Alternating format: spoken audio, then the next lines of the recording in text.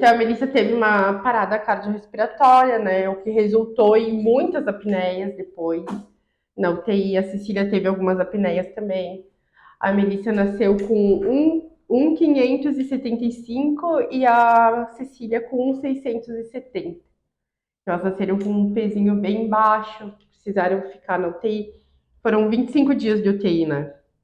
E nesses 25 dias, eu já não sabia mais nem o meu nome. Mas em meio a tudo isso, o pior de tudo foi que nesses 25 dias eu não assimilava que essas crianças que eu saía de Fagundes e ia para Caxias e voltava de Caxias para Fagundes todos os dias eram as minhas filhas e que as minhas filhas não estavam mais na minha barriga. Para mim, hoje, assim, acho que foi uma das piores coisas, assim, porque eu pegava elas no colo com muito amor, com muito carinho. Eu, depois de alguns dias, consegui amamentar elas. Mas, para mim, inconscientemente, as minhas filhas ainda estavam dentro da minha barriga. E eu consegui assimilar, olhar para elas e dizer, não, essas aqui são as minhas filhas depois da gente estar em casa com elas e vivendo a nossa vida em casa, assim. E isso me resultou numa depressão pós-parto fortíssima, fortíssima. Eu tive uma depressão muito forte mesmo, que eu tinha muitos ciúmes delas. Eu não deixava ninguém pegar. Uma por causa da pandemia já me apavorava muito, então a gente não deixou que ninguém viesse visitar, a gente não deixou que ninguém se aproximasse. E quando as coisas acalmaram, que as pessoas poderiam visitar, eu não queria ninguém na minha casa, eu não queria que ninguém me ajudasse com nada, muito menos com elas, eu não deixava ninguém pegar elas no colo, elas eram minhas, absolutamente minhas, ninguém podia encostar, porque eu tinha uma sensação de que fossem me levar elas embora novamente. Então, se alguém pensasse em dar um banho nelas, me ajudar com um banho ou trocar uma fralda, eu chorava desesperada pensando nos 25 dias que eu passei sem eu fazer isso. Que elas estavam sendo cuidadas por enfermeiras que maravilhosas, sou muito grata por todas elas, a gente tem contato até hoje. Mas era algo tenebroso, assim, de passar pela minha cabeça, de que eu não vi o cordão umbilical delas cair, o cordão umbilical cair. Eu não vi o primeiro banho, eu não vi a primeira roupa ser vestida, não fui eu que troquei a primeira fralda. Então, todas essas coisas me geraram uma depressão que foi muito difícil reverter, né? E eu, agora que eu consegui colocar elas na escola e estou conseguindo fazer essa transição de que elas não são minhas. Elas vieram ao mundo através de mim, mas elas não me pertencem. Elas são pessoas individuais e não são minhas. Pelas as nossas mudanças, assim, elas acham o máximo, né? Cada pouco, cada tanto, assim, a gente se mudar. E a gente acabou se mudando, assim, e alterando o curso da vida diversas vezes, né? Porque a gente tinha um planejamento, o meu planejamento sempre foi, vou baixar a minha cabeça e trabalhar. Não contava, né, com ter filhos. E devido à minha depressão, eu optei, né, juntamente com o Emílio, de ficar em casa com elas. Por elas serem prematuras e depois a gente descobriu a APLV, né, que é a alergia à proteína do leite, por indicação pediátrica, a gente deveria segurar em casa. Então eu disse, eu não vou trabalhar. E isso nos gerou uma instabilidade financeira muito grande. O Emílio trabalhava por conta, né, como pedreiro. Então a gente acabou se mudando para onde tinha trabalho. E para elas era algo maravilhoso. Cada pouco, né, tá numa cidade, numa casa diferente.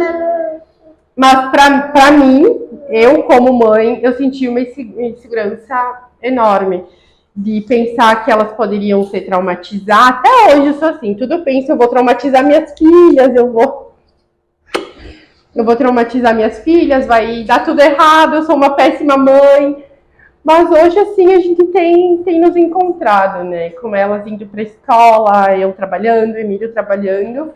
embora não seja na minha área de formação ainda, a gente estamos melhores, né? E a gente pretende ficar por aqui mesmo agora. Não pretende tentar mais algum? Não. Não. Por dois motivos, né? Uma, como eu te falei, que a minha gestação foi horrível. Horrível, eu não quero passar isso de novo.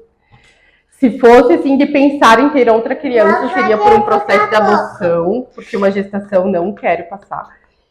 E talvez futuramente a gente pense nisso, mas hoje em dia não. Hoje eu penso em dar o melhor que a gente pode para elas, porque são duas crianças num mundo que tem nos exigido tanto, né?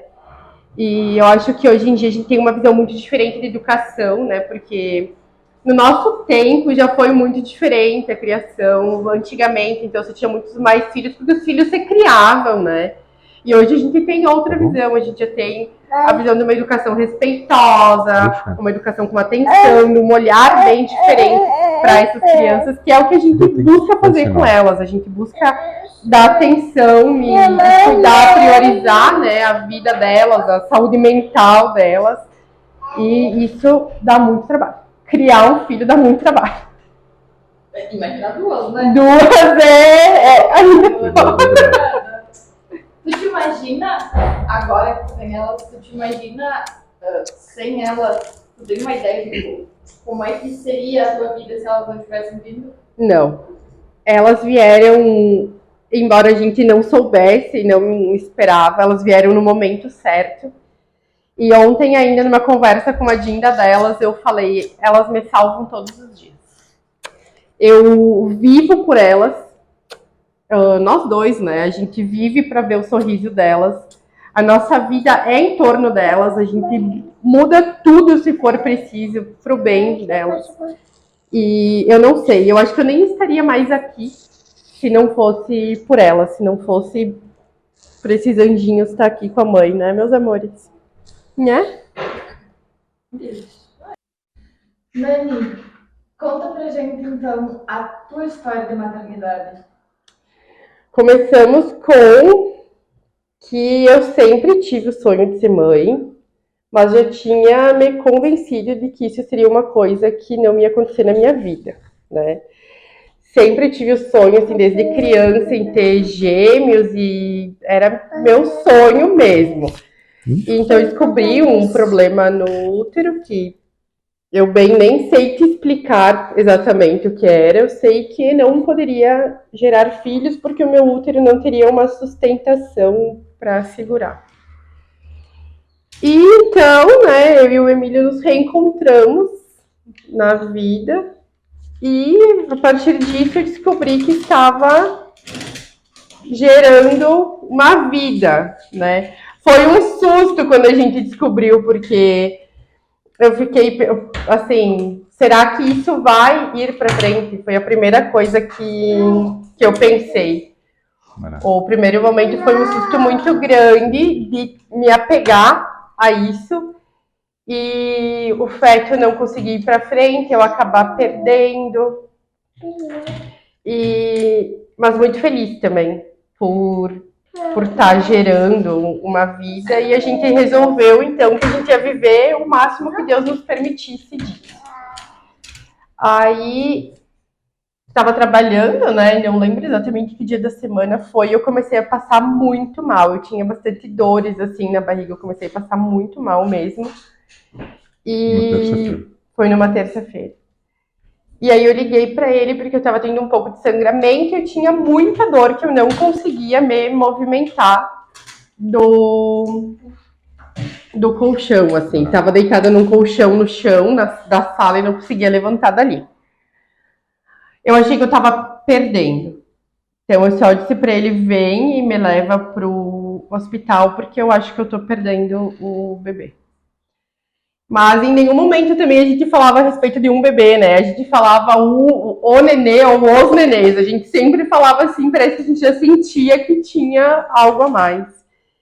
E aí a gente foi pro hospital em Fagundes, né? E de Fagundes nos encaminharam então para Veranópolis para fazer um exame né, uma eco para ver o que estava acontecendo. Aí a gente chegou para fazer a eco e foi uma médica, amiga do Emílio até, né, que também é mãe de gêmeas. E aí a notícia nos chegou assim: bem-vindo ao mundo dos pais de gêmeos. Então, para nós foi. Muitas pessoas perguntam para nós: ai, como foi? Deve ter sido muito assustador descobrir que eram gêmeos e tal. Mas para nós foi um alívio, porque a gente achou que estava perdendo um bebê e, na verdade, nós estávamos ganhando duas bênçãos, duas bonequinhas lindas. Vamos desmistificar a gestação, né? A gente vê muitas mães falando, né, depois que passa, ai, que sonho e tal. E hoje em dia, ainda é um tabu tu falar que a tua gestação foi horrível ou que algo é ruim dentro da maternidade. E a minha gestação foi horrível. Foi horrível, tanto que eu digo que encerrou por aqui, porque foi uma experiência muito ruim para mim. Nós estávamos em... Já é, né, uma bomba hormonal, uma gestação, já é algo muito difícil. Eu já tenho todas as minhas questões psicológicas, né? E eu precisei ficar em repouso. Nós estávamos em meio a uma pandemia. Então, eu não podia receber visita de ninguém. Eu não podia receber ninguém na minha casa. Éramos só nós dois. E nossos cunhados, né, que moravam em cima, então ela me ajudava muito, assim, com os afazeres da casa, porque eu não podia fazer nada. Eu podia me levantar da cama e ir pro sofá com muito cuidado, tomar um banho com a ajuda do Emílio. Então, assim, foi horrível. Pra mim, a minha gestação foi horrível. Eu tinha muitas dores, tinha muita dor na barriga, eu sentia muita dor no quadril. Foi bem difícil, foi uma gestação extremamente difícil. E ainda no meio do caos da pandemia, né, elas resolveram vir antes. De 30 semanas, elas nos disseram, estou chegando, né? E justamente, a gente estava com o ensaio de gestacional, né? O meu sonho, eu queria muito fazer aquelas fotos. E foi muito difícil arrumar uma data, porque eu queria um fotógrafo específico e uma maquiadora específica, e eles estavam com as datas bem bagunçadas, né? A gente conseguiu para uma semana depois do que ocorreu o parto dela. Então, a gente não fez. A gente tem fotos caseiras, assim, pouquíssimas, porque eu nem podia muito ficar de pé. Então, são pouquíssimas fotos que eu tenho da gestação. Assim. 5 dias antes vocês conseguiram bater umas fotos legais. Umas fotos legais, 5 dias antes.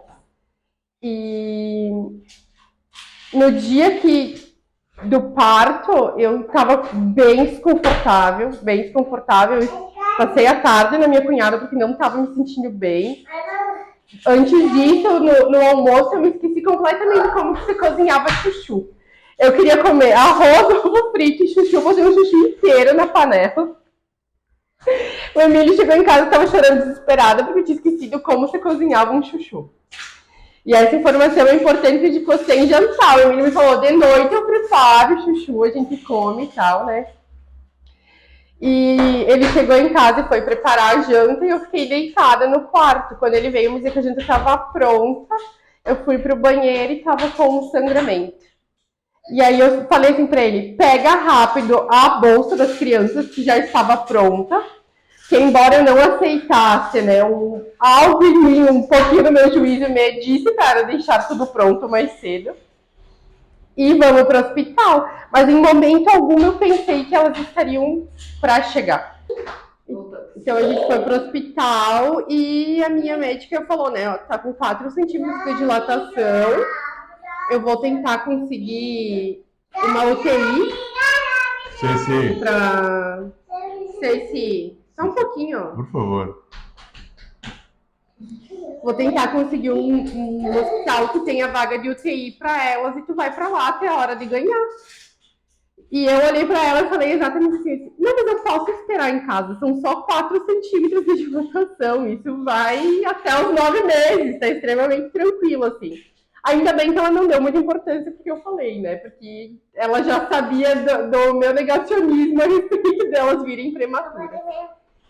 E nisso a gente foi pro hospital em Caxias, no Hospital Geral em Caxias.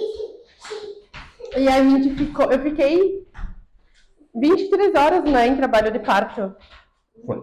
23 horas em trabalho de parto. Eu não senti uma dor. As minhas amigas costumam dizer que Deus tem os seus preferidos e eu me sinto uma delas. Eu não senti uma dor. Os médicos, as enfermeiras vinham e me diziam: tu tá tendo uma contração agora, tu tá sentindo? Não senti.